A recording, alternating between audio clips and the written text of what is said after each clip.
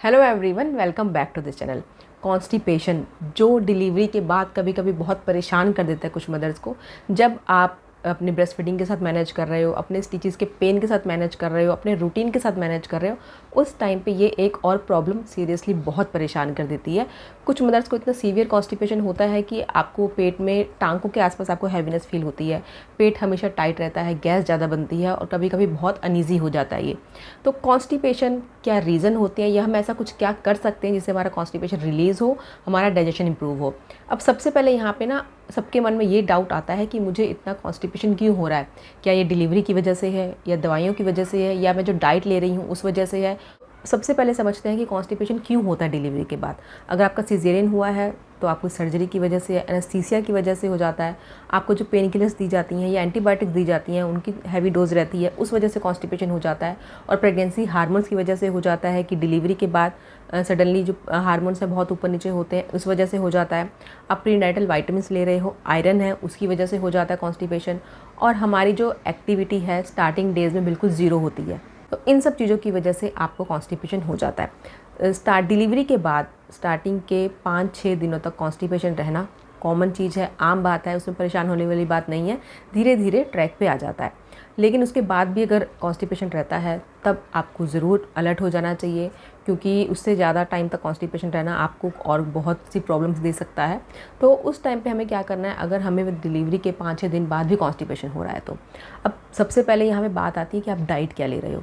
Delivery के बाद बहुत से घरों में होता है कि फ्रूट्स नहीं दिए जाते हैं खाने को, सिर्फ दाल चावल या दलिया ये सब दिया जाता है खाने को। दलिया अच्छी चीज़ है, उसमें फ़ाइबर ज़्यादा होता है, बट उसके साथ आपको फ्रूट्स और वेजिटेबल्स अपनी डाइट में ज़्यादा लेनी होती हैं, जो कुछ घरों में, कुछ फैमिलीज़ में नहीं दी जाती हैं।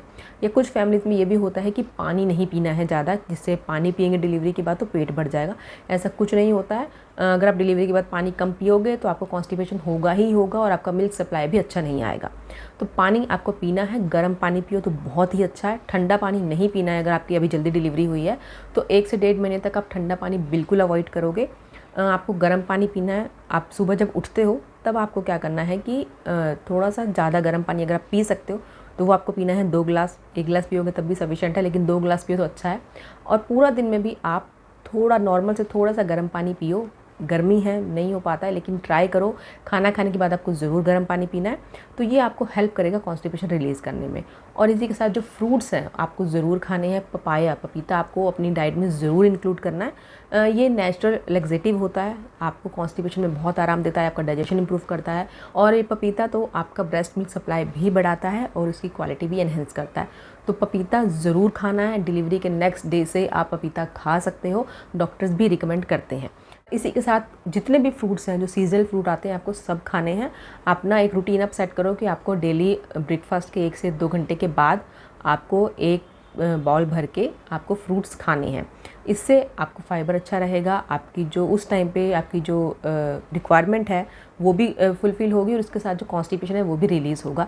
संतरा है, मौसमी है, ये भी आपको ज़रूर खाना है। विटामिन सी है, आपकी इम्यूनिटी बूस्ट करता है, आपका डाइजेशन इंप्रूव करता है। ये खट्टा जो है, ये कहा जाता है कि खट्टा नहीं खाना है, कि अगर आप खट्टा खाओगे या फल ज़्यादा खाने से बच्चे को ठंडा लग जाता है, ऐसा कुछ नहीं होता है। आपके कुछ खाने पीने से बच्चे को, अगर बच्चा दूध पिएगा तो उसको नहीं वो लगेगा, ठंडा लगेगा। ये होता है कि उस टाइम पे हमारी इम्यूनिटी बहुत डाउन हो जाती है, तो हम बहुत जल्दी कुछ ना कुछ इन्फेक्शन पकड़ लेते हैं। तो अगर हम कुछ ठंडा खा रहे हैं तो हमें कुछ इन्फेक्शन हो सकता है। तो बच्चा हमारे आसपास रहता है तो उस वजह से बच्चे को इन्फेक्शन हो सकता है। सिर्फ यही इसलिए मना किया जाता है कि माँ को कुछ ठंडा नहीं खाना है। लेकिन आप दिन के टाइम पे संतरा, मौसमी सब खा सकते हो। इससे भी आपका कॉन्स्टिपेशन रिलीज़ होगा और इससे आपकी इम्यूनिटी भी बढ़ेगी। और अगर आपको आलू बुखारा मिल जाए तो वो आपको ज़रूर खाना है। इससे भी आपका कॉन्स्टिपेशन रिलीज़ होता है। नहीं तो आप जो ड्राई आते हैं वो आप खा सकते हो रात को पानी में भिगो करके, तब इसको मैश करके पानी के साथ सुबह इसकी स्मूदी बना के वो आप ज़रूर इंक्लूड करो। और जो ब्लैक रेजिन आती है, काली किशमिश और अंजीर, ये रात को आप पानी में भिगो के रख दो, सुबह उठ करके इसको आपको खाना है। तो ये भी आपका डाइजेशन भी इम्प्रूव करती है और इसी के साथ ही आपका जो कॉन्स्टिपेशन है वो रिलीज़ करने में आपको बहुत हेल्प करती है। और एक बहुत जो कॉमन रेमेडी है हमारे हर घर में होती है ये, कि जब आपका पेट आपको टाइट लगता है, गैस लगती है, एसिडिटी लगती है, तब आपको क्या करना है कि अजवाइन तवे पे भून के थोड़ा सा उसमें काला नमक मिला के ये आप पीस के भी ले सकते हो, अगर आप ऐसे चबा के खा सकते हो गुनगुने पानी के साथ। तो ये आप रात को सोने से पहले लेके सो जाओ, इससे भी बहुत आराम आता है। और दूसरा आप क्या कर सकते हो कि आप अजवाइन, सौंफ और जीरा तीनों को इक्वल क्वांटिटी में लेकर के ड्राई रोस्ट करके तवे पे भून के इसका पाउडर बना के रख लो। इसमें आप थोड़ा सा हींग मिलाना चाहते हो तो वो भी मिला सकते हो, और थोड़ा सा काला नमक आपके टेस्ट के अकॉर्डिंग वो मिला करके आप इसको रख सकते हो। आप स्टार्ट कर सकते हो 1 या 2 चम्मच से आप बना के रख लो ट्राई करने के लिए। और रात को सोने से पहले आपको गुनगुने पानी के साथ लेकर के सोना है। तो इसमें भी आपका कॉन्स्टिपेशन बहुत आपको रिलीफ मिलेगा इसमें। और आप क्या करना है कि अगर आपको बहुत सीवियर कॉन्स्टिपेशन हो रहा है तो डेयरी प्रोडक्ट्स आप कम कर दो। जैसे दूध है, दूध बहुत शुरू के कुछ दिनों में दूध बहुत पिलाया जाता है कि मदर दूध पिएगी तभी दूध आएगा, तभी आप बच्चे को दूध पिला पाओगे। तो ऐसा कुछ नहीं होता है। अगर आप दूध नहीं पियोगे तब भी, अगर आप बाकी चीज़ें अच्छे से खा रहे हो तब भी आपका मिल्क सप्लाई अच्छा रहेगा। ऐसा नहीं होगा कि मदर दूध पिएगी तभी दूध आएगा। तो अगर आपका सीवियर कॉन्स्टिपेशन हो रहा है, मतलब 5-6 दिन हो गए हैं डिलीवरी के बाद, तब भी आपको बहुत सीवियर कॉन्स्टिपेशन है, तब आपको डेयरी प्रोडक्ट्स बंद कर देने हैं। और इसी के साथ ही दही, कहा जाता है कि दही अच्छा होता है, डाइजेशन इम्प्रूव करता है। लेकिन अगर आपको बहुत ज़्यादा कॉन्स्टिपेशन हो रहा है तो दही भी आप अवॉइड करो खाना। और चावल आपको बिल्कुल अपनी डाइट से हटा देने हैं। अगर आपको बहुत ज़्यादा कॉन्स्टिपेशन है तो रात के टाइम तो बिल्कुल भी नहीं खाने हैं चावल। और आप क्या कर सकते हो, याकुल्ट ले सकते हो। मेरी डॉक्टर ने मुझे ये सजेस्ट किया था तो याकुल्ट, लेकिन फिर भी आप अपनी डॉक्टर से एक बार आप ज़रूर कंफर्म कर लेना याकुल्ट लेने से पहले। ये प्रोबायोटिक होता है, आपका डाइजेशन इंप्रूव करता है, तो इससे आपको हेल्प होगी, लेकिन आपको अपने डॉक्टर से ज़रूर कंफर्म करना है।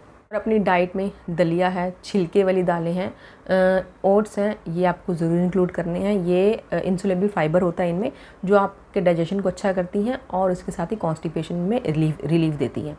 पानी बहुत अच्छे से पीना है। पानी पीने से पेट नहीं बढ़ता है। जितना आप पानी पियोगे आपका मिल्क सप्लाई भी अच्छा रहेगा, डाइजेशन भी अच्छा रहेगा। आपको अगर आपके टांके कट गए हैं या डिज़ोल्व हो गए हैं या हफ्ता 10 दिन हो गया है डिलीवरी को, उसके बाद आप आराम से मूव कर सकते हो, तो वॉक करना स्टार्ट करो। ज़्यादा नहीं, अपने रूम में ही करो। आप जब बच्चे को बर्फ देते हो या बच्चे को सुलाते हो तब भी आप अपने रूम में ही थोड़ा सा टहल सकते हो। उससे भी आपको गैस में या कॉन्स्टिपेशन में बहुत आराम आता है। अगर आप दिन भर एक ही जगह बैठे रहोगे तो आपको कॉन्स्टिपेशन होगा ही होगा। तो इसलिए थोड़ा सा एक्टिव हो जाओ, अपने रूम में थोड़ा टहलो। जब भी आप खाना खा रहे हो, खाना खाने के बाद अपने रूम के 2-3 राउंड ले सकते हो। 5 से 7 मिनट घर में ही टहल सकते हो, बाहर जाने की ज़रूरत नहीं है। उस टाइम पे हमें इतना कंफर्ट आता भी नहीं है कि हम घर से बाहर जाने का सोचें। तो आप घर में रहकर भी एक्टिव रहो, थोड़ा सा टहलते रहो घर में ही, तो आपको कॉन्स्टिपेशन में आराम होगा। बार बार जो गैस बनती है उसमें भी आराम आएगा। और गैस वाली चीज़ें खाना बंद कर दो। जैसे अगर आप ब्रेड खा रहे हो तो बिल्कुल बंद कर दो, ये भी कॉन्स्टिपेशन को बढ़ाती है। अगर आप अंडा खा रहे हो, अंडा अच्छा होता है खाना, लेकिन अगर आपको गैस बहुत हो रही है, कॉन्स्टिपेशन बहुत हो रहा है, तो कुछ दिन के लिए आप बंद कर दो खाना। इसी के साथ जैसे शिमला मिर्च है, चने हैं, राजमा हैं, दालें हैं, जो उड़द की दाल है, ये सब स्टार्टिंग में वैसे भी नहीं दिया जाता है, लेकिन फिर भी अगर दिया जा रहा है तब भी आप इसको कम कर दो खाना, जब तक आपका कॉन्स्टिपेशन रिलीज़ नहीं होता है। और अगर आपको बहुत ही सीवियर कॉन्स्टिपेशन है कि आपको पेन होने लगता है, या कभी कभी होता है कि आंखों से पानी आ जाता है, या कभी होता है कि आपको ब्लीडिंग भी दिखाई दी हो, तब आपको डॉक्टर से कंसल्ट करना है। डॉक्टर से कंसल्ट करके आप कुछ लैक्सेटिव ले सकते हो। लैक्सेटिव क्या करते हैं, आपके स्टूल को लूज़ कर देते हैं, तो आपको कॉन्स्टिपेशन में आराम आ जाता है। और एक और होम रेमेडी है जो आप ट्राई कर सकते हो कि जब आप सुबह उठ के गर्म पानी पीते हो तो उसमें आधा चम्मच या एक छोटा चम्मच देसी घी डाल के उसको अच्छे से मिक्स करके, गर्म पानी होगा तो उसमें मिक्स हो जाएगा, वो आपको पी लेना है। इससे भी आपका कॉन्स्टिपेशन रिलीज़ होगा, आपको बहुत आराम आएगा। और एक चीज़ जो आपको नहीं करनी है वो है कि आपको स्ट्रेन नहीं करना है।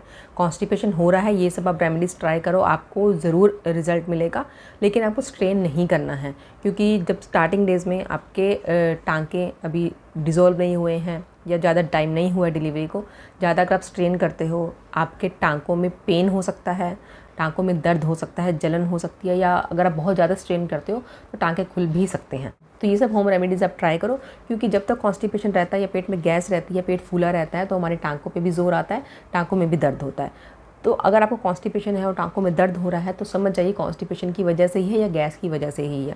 तो अगर आप थोड़ा टहलोगे तब भी आराम आ जाएगा। ये सब होम रेमेडीज आप ट्राई करोगे, आपको तब भी आराम आ जाएगा। और आपको एक जगह बैठे नहीं रहना है, अपनी डाइट में फ्रूट्स खाओ, सब्जियां खाओ। अगर आपको ऐसे लिक्विड नहीं अच्छा लगता है, पानी पीना है, अजवाइन का पानी पियो। अजवाइन का पानी आपका स्टार्टिंग में ना कुछ दिनों में 2-4 दिन लगते हैं, ज़्यादा नहीं, एक टेस्ट डेवलप हो जाता है, तो उसके बाद आपको नॉर्मल पानी अच्छा नहीं लगता है। तो अजवाइन वाला पानी आपको ज़रूर पीना है। अजवाइन पानी में उबाल के, सौंफ उबाल के, जीरा उबाल के, ये आपको ज़रूर पीना है। मेरी डॉक्टर ने मुझे सजेस्ट किया था, और जो मुझे डाइट चार्ट मिला था हॉस्पिटल से डिलीवरी के टाइम पे, डिस्चार्ज के टाइम पे, उसमें भी ये मेंशन था कि खाना खाने के बाद 2 से 3 टाइम हम खाना खाते हैं, उसके बाद तीनों बार आपको अजवाइन वाला पानी पीना है। किस लिए? आपको कॉन्स्टिपेशन में आराम देने के लिए, आपका डाइजेशन इंप्रूव करने के लिए। और उस टाइम पे गैस बहुत ज़्यादा बनती है, बहुत ही कॉमन है ये चीज़, इसमें कोई परेशान होने वाली बात नहीं है। तो वो रिलीज़ होती है, तो आप अच्छा फील करते हो, हल्का महसूस करते हो, तो आप अच्छे से खाते पीते भी हो, आपकी डाइट भी अच्छी रहती है। और कॉन्स्टिपेशन को अगर आप काफ़ी टाइम तक आप इसको ट्रीट नहीं करते हो, या आप बहुत ज़्यादा स्ट्रेन करते रहते हो लगातार, तब आपको डिलीवरी के बाद जो फीचर या पाइल्स होता है, ये बहुत कॉमन है होना, ये हो सकता है। इसलिए अगर आपको लग रहा है कि ये सब होम रेमेडीज़ आपने ट्राई कर ली हैं, लेकिन आपको रिलीफ नहीं मिल रहा है किसी भी तरह से, या आपका कॉन्स्टिपेशन पूरी तरह से क्लियर नहीं हो रहा है, तब आपको डॉक्टर को कंसल्ट करना है। इसमें आपको कोई छुपाने वाली बात नहीं है, बहुत ही कॉमन प्रॉब्लम है, ज़्यादातर लेडीज़ को हो जाती है डिलीवरी के बाद। तब आपको डॉक्टर से कंसल्ट करके लैक्सेटिव आपको स्टार्ट करना है, क्योंकि अगर नहीं करोगे तो फिर प्रॉब्लम बढ़ जाएगी, जो बाद में और ज़्यादा आपको मुश्किल दे सकती है। सो होप ये वीडियो आप सबके लिए हेल्पफुल है। पसंद आए तो इसे लाइक ज़रूर कीजिएगा और शेयर कीजिएगा जिनकी अभी जल्दी डिलीवरी हुई है या होने वाली है। ऐसे ही और वीडियोज़ देखने के लिए हमारे साथ जुड़े रहिए। Thank you for watching.